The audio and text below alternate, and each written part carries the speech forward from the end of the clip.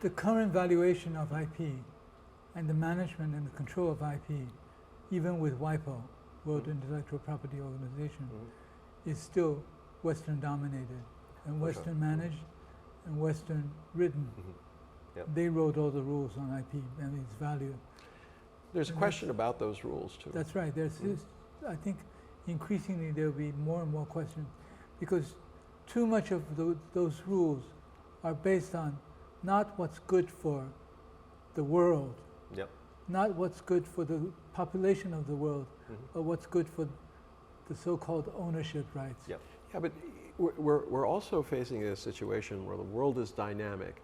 Those rules and timelines were developed at a time when you went across the ocean in a sailing ship and then a steamship, all right, when you had telegraph, when actually creating a factory and going to market and all of these things would take years.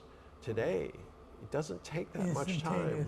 So, there's a real question whether those should be revised. Why should people be earning above and beyond what they need to be rewarded for their innovation? But the innovation is to be shared. That's where the definition of the value comes. It's a serious problem because if you're owned by, if you're controlled by, rules are written by capitalists, by Wall Street guys, by people who manipulate values. I'm shocked. What? So are you saying that Wall Street manipulates values? I'm shocked.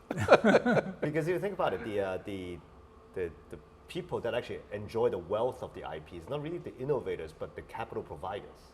Yes. Right? So Rent it's seekers. Rent seekers, right? Because they just they No, invest they're early called on investors. Investors, yeah. Okay, have we reached the point of peak rent seekers? I mean, across the United States and throughout Europe, the proportion of money that people are literally paying for their rents or their mortgages is well beyond their tolerance. I mean, it's This about is terrible. 50%. You're preaching communist ideology. I'm not, no, actually, capitalism is about competition. All right, it doesn't work when you have unbridled competition and it results in oligarchy. On a few people owning all of the assets and then managing them in a way that they maintain them. It's a breakdown, absolute breakdown. But it's happening, right? Things. The middle class is rapidly being wiped out in the States, and there are people that talk about earning the most, but then living the least. Okay. Well, yeah. So to back that up, statistic. All right. If you go back 45 years ago, 62% of the United States was middle class. Today, it's 50% and going lower. And this is declining. 60% of Americans now pay more than half or more for their rent or mortgage.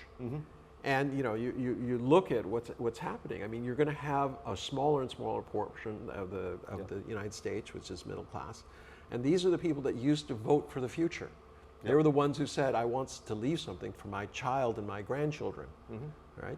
Now that's gone. Everyone's just vote for me. Well, speaking of the mortgage payment, the article in the New York Times was really interesting about CPI, Consumer Price Index. It's very interesting. It said that CPI is not a reflection of the real inflation rate because the rise in interest rates are not included. Yes, it's just the rents, right? Not the not the that's mortgage. Right. Not the mortgage. Not the mortgage rates. payments. And those are failing at a record number right now. That's right. Yeah. Especially and also there's another area where it's not just touching the lower and middle classes, it's also going higher. They have, because there's a certain limit on how much you can get from a Freddie or Fannie mortgage. So if you go above that number, you have to do, they have these collateralized debt obligations. That are there, and they basically are asset driven. But now people can't pay them off. And now they can't pay them off because they've lost their jobs. And this is what I don't understand. They keep saying, "Oh, plenty of jobs." Yes, you want to deliver pizzas, you want to work at a movie theater, but jobs in high tech have just been decimated. So the non-farm payroll, it's like the number of jobs created, it's like all-time high or whatever.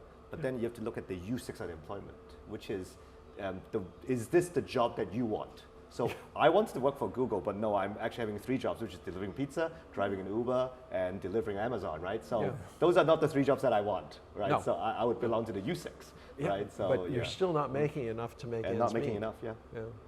2 years ago, I remember there was a study by Boston Consulting Group on increases in the middle class worldwide. And it described the number was 82% of new entrants into the middle class will be in the Far East, in Asia. Well, the wealth line's been moving Right. for a long time. No, but what was interesting was that there was a little anecdote at the end that talked about how declines in the middle class in Europe and the US, Yes. they didn't have precise numbers, but they say that the high number of entrants into Asia does not take into account The decline in the the decline in in the West. Yeah. Yeah. So the numbers are going to be even higher. Okay.